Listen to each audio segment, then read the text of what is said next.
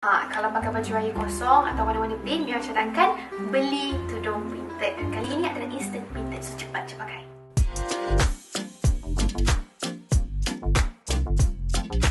Assalamualaikum. Siapa baju raya dia baju raya plain atau kosong? Kalau pakai baju raya kosong atau warna-warna plain, Mira cadangkan beli tudung printed. Dan kali ini adalah instant printed, so cepat pakai. Kita mulakan. Nampak ni lubang? Masuk muka. Tapi kali ini Mira nak nampak sikit inner supaya nampak muka lebih luas dan penuh. Siapa yang tak confident tu tak apalah, kita tutup belakang tak payah nampak inner. Tapi siapa yang confident tu nampakkan inner, baru dah cantik. Baru dia nampak perbezaan colour tu. Tapi inner kena matching. Inner memang kena matching dengan tudung. Okay, kita broochkan. Kemudian kita bawa je tarik ni ke atas.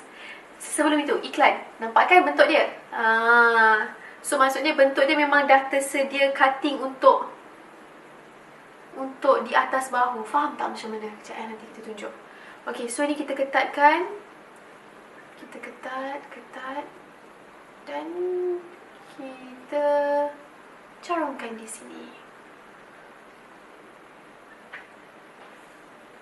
Carungkan. Ini sorry, kita ketatkan lagi. Kalau boleh bagi dia melekat, jangan bagi dia terangkat. Kita broochkan dia. Dah dekat siap dah. Cap. Kemaskan. Ikutlah kesesuaian. Anda nak lagi labur ke, nak pendek sikit ke. Tapi Mira nak macam ni. Dah siap. Kita tunjuk belakang.